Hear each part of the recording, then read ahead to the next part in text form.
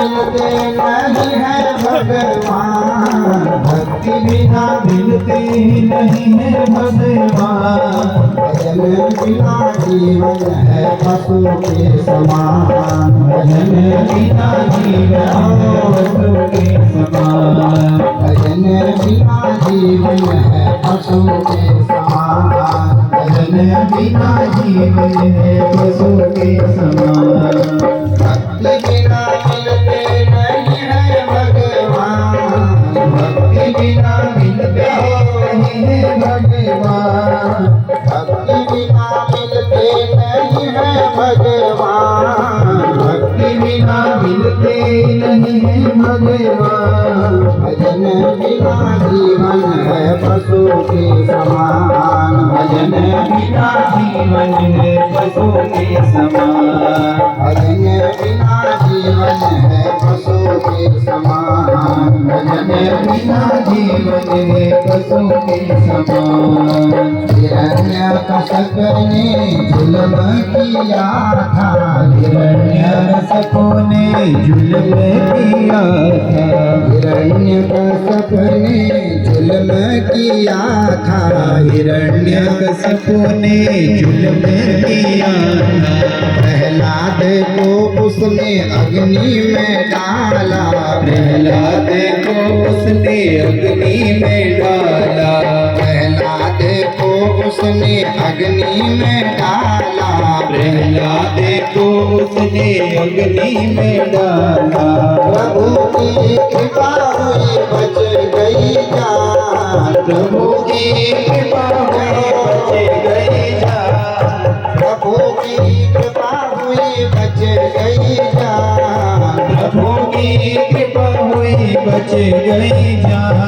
भजन बिना जीवन है पशु के समान, भजन बिना जीवन है पशु के समान, भजन बिना जीवन है पशु के समान, भजन बिना जीवन है पशु के समान। भक्ति बिना मिलते नहीं है भगवान, भक्ति बिना मिलते नहीं है भगवान, भक्ति बिना मिलते नहीं है भगवान, भक्ति बिना मिलते नहीं है भगवान। भजन बिना जीवन है पशु के समान, भजन बिना जीवन है पशु के समान, भजन बिना जीवन है पशु के समान, भजन बिना जीवन है पशु के समान। पी गई मीरा जहर का प्याला, पी गई मीरा जहर का प्याला, पी गई मीरा जहर का प्याला, पी गई मीरा जहर का प्याला।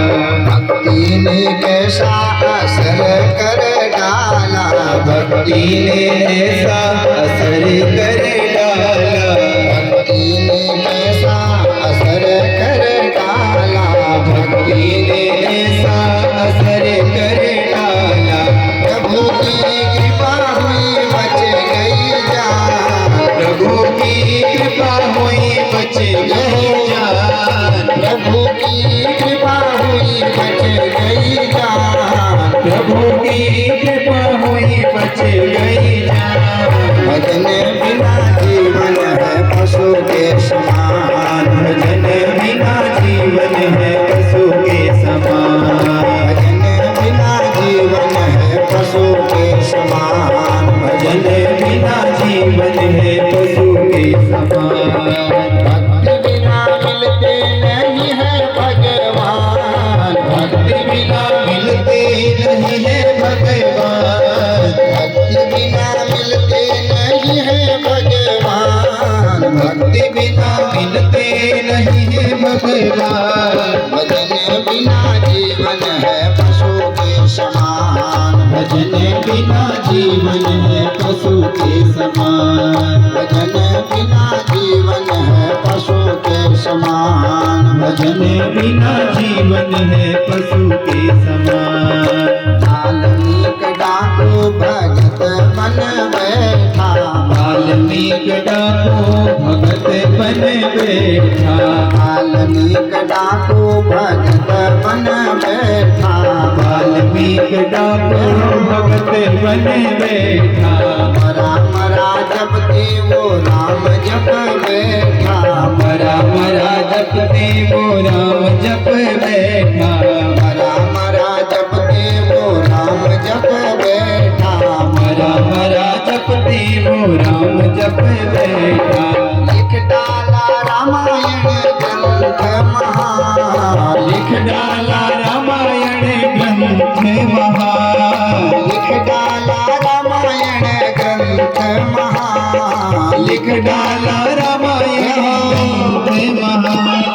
भजन बिना जीवन है पशु के समान। भजन बिना जीवन है पशु के समान। भजन बिना जीवन है पशु के समान। भजन बिना जीवन है पशु के समान। भक्ति बिना मिलते नहीं है भगवान। भक्ति बिना मिलते नहीं है भगवान। भक्ति बिना मिलते नहीं है भगवान। भक्ति बिना मिलते नहीं है भगवान। भजन बिना जीवन है पशु के समान। भजन बिना जीवन है पशु के समान। बचपन बीता खेल कूदन में। बचपन बीता खेले कूदन में। बचपन बीता खेल कूदन में। बचपन बीता खेले कूदन में। जवानी गुजर गई गृहस्थ जीवन में। जवानी गुजर गई गृहस्थ जीवन में। जवानी गुजर गई गृहस्थ जीवन में। जवानी गुजर गई गृहस्थ जीवन में। बुढ़ापे में मुश्किल में पड़ गई जान। बुढ़ापे में पड़ गई जान। बुढ़ापे में मुश्किल में पड़ गई जान। बुढ़ापे में मुश्किल में पड़ गई जान। भजन बिना जीवन है पशु के समान। भजन बिना जीवन है पशु के समान। भजन बिना जीवन है पशु के समान। भजन बिना जीवन है पशु के समान। भक्ति बिना मिलते नहीं है भगवान। भक्ति बिना मिलते नहीं है भगवान। भक्ति बिना मिलते नहीं है भगवान। भक्ति बिना मिलते नहीं है भगवान। भजन बिना जीवन है पशु के समान। भजन बिना जीवन है पशु के समान। भजन बिना जीवन है पशु के समान। भजन बिना जीवन है पशु के समान। भजन बिना जीवन है पशु के समान। भजन बिना जीवन है पशु के समान। बोलिए सच्चिदानंद भगवान की शौनकादि ऋषियों से सूत जी महाराज कहते हैं जो पहला प्रश्न था कि मनुष्य का कल्याण कैसे होगा। वो कल्याण तब तक नहीं होने वाला है जब तक वह भगवान की चरणों में नहीं जाए और भगवान की प्राप्ति उसे नहीं होती है। तो महाराज भगवत की प्राप्ति कैसे होती है तो बताया कि जब तक उसके हृदय में भगवान की भक्ति नहीं होती तब तक उसके हृदय में भगवत की प्राप्ति नहीं होने वाली है। तो जहाँ भक्ति आ गई हृदय में इसको खोलो। तो भक्ति कैसे आती है भजन के द्वारा, सत्संग के द्वारा, या ज्ञानियों के साथ लगो, या फिर जहाँ भजन हो रहा है उनके साथ जाओ, या जहाँ कथाएं हो रही है उनके साथ जाओ। तो उनके साथ जाने से क्या होता है जैसी संगत वैसी रंगत कहते हैं ना। जुआरियों के साथ अगर बैठोगे 5-6 दिन में पत्ते फेंकने आ जाएंगे। शराबियों के साथ बैठोगे 6-7 दिन में पैक बनाना आ जाएगा। दमचियों के साथ जाओगे 6-7 दिन में चिलम बनानी आ जाएगी।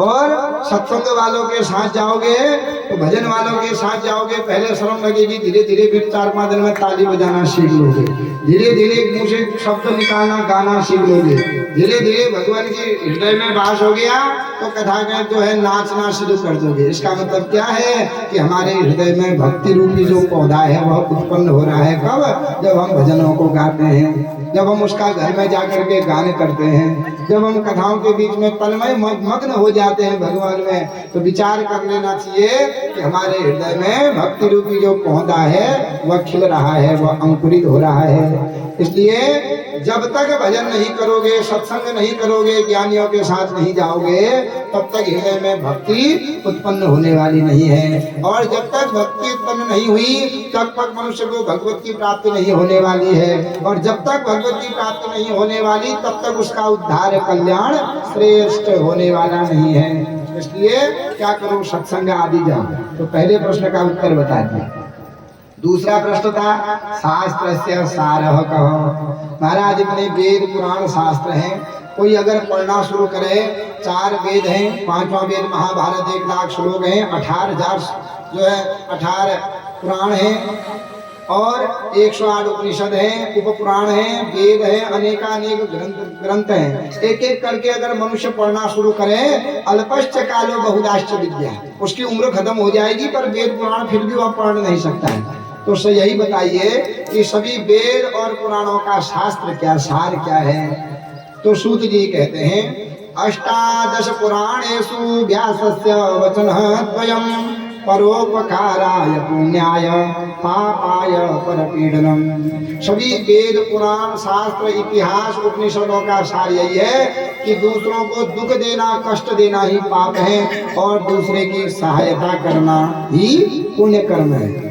आप समझ लो कि तुम्हारे कारण अगर कोई दुखित है कि तुम पाप कर रहे हो, तुम्हारे कारण कोई सुख मिल रहा है किसी को, समझ लो मैं पुण्य आदि कर रहा हूँ। यही पाप और पुण्य है, इसके अलावा कुछ वेद पुराण शास्त्र सब अंतिम में यही कहते हैं। तो दूसरे प्रश्न का भी उत्तर दे दिया। तीसरा प्रश्न था स्वावतार प्रयोजनम, भगवान का अवतार क्यों होता है। भगवान तो कर्तुम अकर्तुम अन्यथा कर्तुम है। भैया वह वैकुंठ में बैठ करके ही जो करना चाहे वहीं से कर सकते हैं, तो ऐसे भगवान अवतार क्यों लेते हैं यहाँ, प्रश्न था। तो सूत जी कहते हैं, ऋषियों तो तुम्हारा तीसरा प्रश्न था, उसका भी मैं उत्तर देता हूँ। भगवान अवतार क्यों होते हैं। यदा यदा ही धर्मस्य ग्रहणिर्भवति भारत अभ्युत्थानम धर्मस्य तदात्मानं सृजाम्यहम्। परित्राणाय साधूनां विनाशाय च दुष्कृतां धर्म संस्थापनार्थाय संभवामि युगे युगे। इसी बात को रामायण में तुलसीदास जी कहते हैं कि भगवान का अवतार क्यों होता है। तो इसी यदा यदा ही धर्मस्य जो चौपाई है, इसी का हिंदी रूपांतरण तुलसीदास जी कहते हैं रामायण में, जब जब होए धर्म की हानि बाढ़हि असुर अधम अभिमानी। जब जब होए धर्म की हानि बाढ़हि असुर अधम अभिमानी। जब जब होए धर्म की हानि बाढ़हि असुर अधम अभिमानी। जब जब होए धर्म की हानि बाढ़हि असुर अधम अभिमानी। जब जब होए धर्म की हानि, जब जब होए धर्म की हानि। जब जब होए धर्म की हानि। जब जब होए धर्म की हानि मारहि असुर अधम अभिमानी। मारहि असुर अधम अभिमानी। जब जब होए धर्म की हानि मारहि असुर अधम अभिमानी। जब जब होए धर्म की हानि मारहि असुर अधम अभिमानी। कहते हैं जब जब इस पृथ्वी लोक पर क्या होगी, धर्म की हानि होगी, अधर्म की वृद्धि होगी, साधु संत ज्ञानी वेद पुराण और गायों पर जब अत्याचार होगा, शास्त्रों का अर्थ का अनर्थ होने लगेगा, साधु संतों का अपमान होगा, गायों पर जो है मनुष्य अत्याचार करने लगेगा। विप्रधेनु सुरसंत हित लीन मनुज अवतार निज इच्छा निर्मिल तनु माया गुण गोपाल। विप्रधेनु सुरसंत हित, भगवान कहते विप्र माने ब्राह्मणों की रक्षा करने के लिए, विप्रधेनु गायों की रक्षा करने के लिए, संतों की रक्षा करने के लिए ही वही भगवान निर्गुण है, निराकार है, अजन्मा है। भगवान कोई जन्म नहीं लेते, लेकिन वही अजन्मा जो भगवान है, जब धर्म की हानि होती है, अधर्म की वृद्धि होती है, तो वही भगवान निर्गुण निराकार भगवान आज अवतार प्रकट होकर के, अवतार लेकर के सगुण साकार रूप में अवतार होते हैं और अधर्मियों का नाश करते हैं, अभिमानियों का नाश करते हैं, अधर्म का नाश करके पुनः धर्म की स्थापना कर देते हैं। तो भगवान का अवतार क्यों होता है? धर्म की स्थापना करने के लिए, अधर्म का और पापियों का नाश करने के लिए ही भगवान अवतार लेते हैं। तो तीसरे प्रश्न का भी उत्तर बता दिया। अब चौथे प्रश्न का प्रश्न था किम कर्म, मनुष्य ने कौन से कर्म करने चाहिए जिससे वो सुख पाए और इस लोक और परलोक में भी सुख पाए। तो चौथा प्रश्न था, तो सूत जी महाराज कहते हैं धर्म स्वनुष्ठित पुंसाम विश्वक्सेन कथा स्वय नोत्पाद्यते नति श्रम एव हि केवलम। वही कर्म करने चाहिए कि जो वेद पुराण और शास्त्रों में कहे गए हैं, वही कर्म करेगा तो सदा सुख पाएगा। अपने मन से कोई भी कर्म करेगा तो मनुष्य सुख नहीं पा सकता है। जो शास्त्र में कहा गया है मातृदेवो भव, पितृदेवो भव, आचार्य देवो भव, जो जिस वर्ण में है, ब्राह्मण है तो ब्राह्मण का कर्म करें, क्षत्रिय है तो क्षत्रिय का कर्म करें, अपने कुल परंपरा के अनुसार जो कर्म है उस कर्म को करे तो उसी से उसका कल्याण हो जाएगा। यह ब्राह्मण है और शूद्र का जैसा कर्म कर रहा है तो उसका पतन होना ही होना है। और शूद्र है वो ब्राह्मणों के कर्म कर रहा है, पूजा पाठ कर रहा है, मंदिरों में जा रहा है, जनेऊ धारण कर रहा है, तो वह ब्राह्मणों का कर्म करेगा तो उसका भी पतन हो जाता है। अपने कुल को छोड़ करके, अपने धर्म को छोड़ करके जो दूसरे के कुल, दूसरे के धर्म को अपनाता है, उसका कभी भी, चाहे वह कितना भी परिश्रम करे, उसका कभी भी कल्याण होने वाला नहीं है। यह समझ लेना चाहिए कि अभी तो उसको मनुष्य बनाया है, आगे वह मनुष्य से भी नीच योनि में, चांडाल आदि योनियों में उसका जन्म होगा। पर कलयुग में क्या होगा? कलयुग में सर्वत्र उल्टा होगा। ब्राह्मण लोग शूद्र का कर्म करने लगेंगे, शूद्र लोग ब्राह्मणों का कर्म करने लगेंगे। सब अपने धर्म को छोड़ करके दूसरे के धर्म पर जो है रति हो जाएंगे, उनमें लीन हो जाएंगे, जिस कारण पृथ्वी पर बारिश नहीं होगी, खंड वृष्टि, अतिवृष्टि होगी, गायें दूध देना बंद कर देंगी, वृक्ष फल देना बंद कर देंगे, असमय पर जो है बारिश होगी और जिससे संपूर्ण पृथ्वी पर हाहाकार मचा रहेगा और सर्वत्र जो है मनुष्य भय से ग्रस्त रहेंगे, रोगों से ग्रस्त रहेंगे। तो ये क्या है? जब मनुष्य अपने कर्म को, अपने कुल रीति के कर्म को छोड़ करके दूसरे के कर्म को, दूसरे के धर्म को अपनाता है तो उसका भला किसी भी काल में नहीं हो सकता है। तो चौथे प्रश्न का भी उत्तर दे दिया। जो अपना कुल रीति है, जो वेद शास्त्र में वर्ण के अनुसार भगवान ने बताया है। आजकल कहते हैं ना जाति पात पूछे नहीं कोई, हरि का भजय सो हरि का होई, ऐसा। तो जात पात भगवान ने ही बनाई है। कहते हैं ना अरे हम शूद्र थोड़ी है या तुम ब्राह्मण थोड़ी हो, हम सब बराबर है, खून काटो, कंगी काटो, तुम्हारा खून हमारा खून एक समान आएगा। बहुत लोग अधर्मी हो गए हैं आजकल। तो यह क्या है? यह जात पात कोई हमने तुमने थोड़ी बना रखी, ये तो भगवान के घर से आई है। गीता में भगवान कहते हैं चातुर्वर्ण्यम मया सृष्टम गुण कर्म विभागशः। तो ब्राह्मण, क्षत्रिय, वैश्य, शूद्र, ये चारों वर्ण मैंने बनाए हैं। कैसे? गुण कर्म विभागशः, उनके गुण और कर्म के द्वारा। पहले जन्म में उनके कैसे कर्म किए, उन कर्म के अनुसार उनको उस योनि में डाल दिया और उनसे वैसे ही कर्म, जैसे अपने वर्ण के कर्म करेंगे तो उनका पदोन्नति होगी, आगे को बढ़ते जाएंगे। अपने वर्ण से छोड़ करके दूसरे के वर्ण का अगर वह कर्म करेंगे तो उनका और पतन हो जाएगा। तो इस प्रकार जो हमारी रीति परंपरा है उसी के अनुसार हमको चलना चाहिए। धर्म क्या है, कर्म क्या है, यह वेद पुराण शास्त्र आदि बताते हैं। तो चार प्रश्नों के उत्तर सूत जी ने बड़े ही अच्छे ढंग से दिए। अब पांचवा प्रश्न था कि अवताराश्च, भगवान के अगर अवतार हुए तो किन किन रूपों में भगवान के अवतार होते हैं। भावयत्वेश सत्वेन लोकान वै लोक भावनः लीलावतारान करो देवतिर्यं योनिषु। तो सूत जी कहते हैं भगवान के 24 अवतार होते हैं। ये 24 अवतार क्या है? देवतिर्यं लीलादिषु। किसी योनि में भगवान देवता बनकर प्रकट होते हैं, किसी में मानव बनकर प्रकट होते हैं और किसी में त्रियंग पशु पक्षी जीव जंतु बनकर के भगवान प्रकट होते हैं। तो ऐसे भगवान धर्म की रक्षा करने के लिए ही 24 अवतारों में भगवान के वर्णन हुए। तो महाराज 24 अवतार कौन कौन से हैं? तो एक एक करके यहाँ पर 24 अवतारों का वर्णन बताते हैं। सएव प्रथमं देव कौमारं सर्गमहास्थितः चचार दुस्तरं ब्रह्म ब्रह्मचर्यं अखंडितम। पहला अवतार भगवान का सनक सनंदन सनातन और सनत कुमार इन 4 ऋषियों के रूप में हुआ।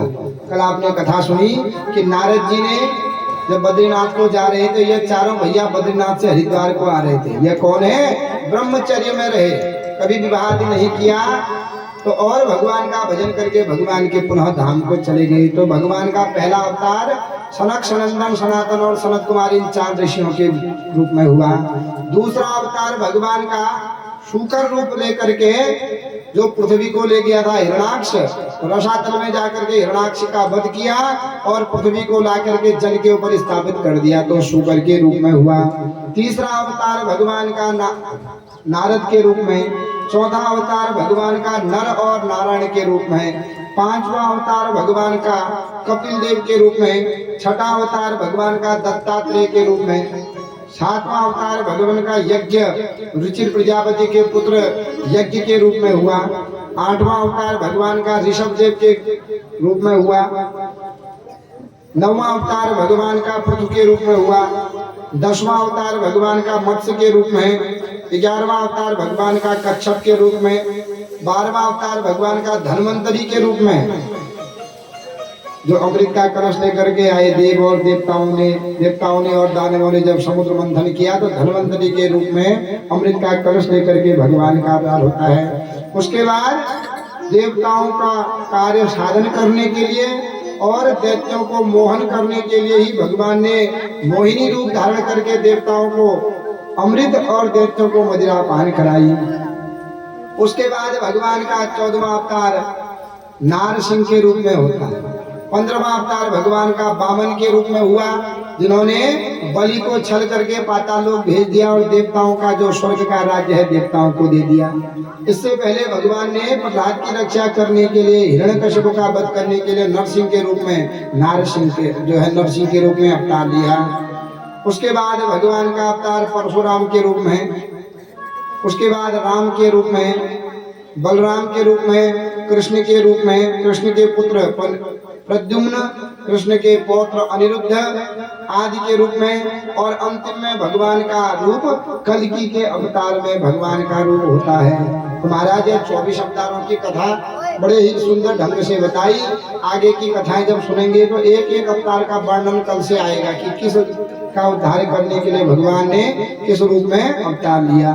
तो यहाँ पर कहते हैं कि अभी जो कलयुग चल रहा है इसमें भगवान ने क्या होता है, ये 14 मनवंतर होते हैं। इन 14 मनवंतरों में 72 चतुर्युगी होती है। 72 बार सतयुग त्रेता द्वापर जब चला जाता है तो उसे एक मनवंतर कहते हैं। यह एक मनवंतर ब्रह्मा जी का दिन माना जाता है, एक दिन माना जाता है। तो इसमें क्या होता है कि वर्तमान के समय में जो चतुर्युगी जो मनवंतर है वह 6 मनवंतर चले गए, 7वां मनवंतर चल रहा है अभी, और इसका नाम है वैवस्वत नाम मनवंतर है। हम लोग शंकर को कहते हैं ना वैवस्वतम नाम मनवंतर है। तो 6 मनवंतर चले गए हैं, 7वां मनवंतर चल रहा है, इसका नाम वैवस्वत मनवंतर है। और इस वैवस्वत मनवंतर में 72 बार सतयुग त्रेता द्वापर कलयुग होंगे। तो उसमें 27 बार सतयुग त्रेता द्वापर कलयुग होकर के चले गए हैं। ये 28वीं बार सतयुग भी चला गया, त्रेता युग भी चला गया, द्वापर युग भी चला गया, कलयुग चल रहा है। और कलयुग का 4 चरण है। तो अभी पहला चरण चल रहा है। संकल्प कहते हैं ना, वैवस्वत मनवंतरे अष्टाविंशतितमे कलयुगे कल प्रथम चरणे संकल्प में आता है। तो यह कलयुग का पहला चरण चल रहा है। तो पहले चरण में क्या है, 100 में से 25 आदमी पाप कर्म करने वाले होंगे, 75 आदमी पुण्य कर्म करने वाले होंगे जब पहला चरण चलता है।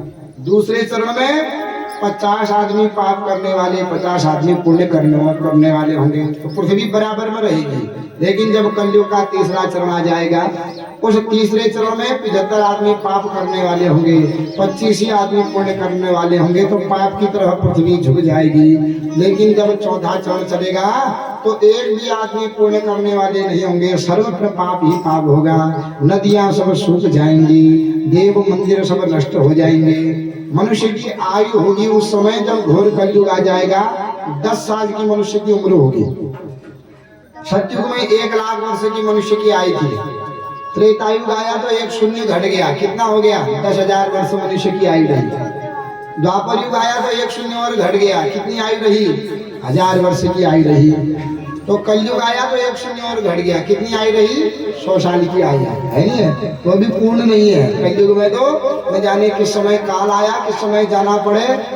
तो 100 साल की जो है एक पूर्ण आयु मानते हैं कि 100 साल की आयु कलयुग में है। लेकिन घोर कलयुग जब आ जाएगा तो क्या होगी, 1 शून्य और घटा दो तो कितने साल की उम्र होगी, 10 साल की मनुष्य की उम्र होगी। और लंबाई कितनी होगी, अंगूठे के बराबर होगी। बैगन के पेड़ में सीढ़ी लगा करके चढ़ेगा, इतना लंबा होगा। देखा पहले के आदमी कितने लंबे हट्टे कट्टे होते थे, अब समय के अनुसार छोटे होते जा रहे हैं। छोटी उम्र में ही आंखों में चश्मा लग जा रहा है, बाल फूट जा रहे हैं, डायबिटीज आदि बीमारी हो जा रही है। ये क्या प्रभाव है, यह कलयुग का प्रभाव है, समय का प्रभाव है। समय बड़ा बलवान होता है। तो यह कलयुग का प्रभाव बताया। जब घोर कलयुग आ जाएगा, आदमी की आयु 10 वर्ष होगी। जिस प्रकार अभी 100 वर्ष है तो उस समय 10 वर्ष उतना ही होगा। 55-6 की साल में आदमी मरना प्रारंभ हो जाएंगे। जिस प्रकार आजकल कोई 60 साल बच गया तो बहुत होती है 60 साल कलयुग में आजकल है। 60 साल में सरकार भी रिटायर कर देती है, भैया अब तो सटिया गया है, जा घर को जा। तो 5-6 साल में मृत्यु को करना प्रारंभ हो जाएगा। 2-2.5 साल में विवाह कर लेगा। और क्या होगा, कोई जाति पाति पूछे नहीं, कोई जहाँ पसंद होगी वहीं से शादी कर लेगा। माँ बहन भाई बंधु कोई नहीं पूछेगा, न जाति पूछेंगे न पाति पूछेंगे। सर्वत्र अधर्म ही अधर्म होगा, कहीं पुण्य आदि नहीं होंगे। जब सर्वत्र अधर्म होगा तो बरेली के पास एक संबल नाम का गांव है। तो उस संबल नाम के गांव में उन दिनों एक विष्णुयश नाम के ब्राह्मण होंगे। उनके घर में कल्कि के रूप में भगवान अवतार लेंगे। और जब भगवान अवतार लेंगे कल्कि के रूप में, तो संप हाथ में तलवार होगी। घोड़े पर बैठ करके 3 दिन में जितने भी अधर्मी हैं सभी अधर्मियों को मार देंगे। और उसी दिन से ही सतयुग पुनः प्रारंभ हो जाएगा। तो यह कलयुग का वर्णन बताते हैं इसमें। तो 23 अवतार तो अभी तक हो चुके हैं, लेकिन 24वां कल की अवतार भगवान का जब घोर कलयुग आ जाएगा तब होगा। तो इन 24 अवतारों में तुम्हारा सर्वश्रेष्ठ अवतार कौन है, कि किसको पूजना चाहिए, शौनकादि ऋषि कहते हैं। तब सूत जी कहते हैं कि सभी अवतार किसी का भी ध्यान करो मनुष्य का कल्याण ही हो जाता है।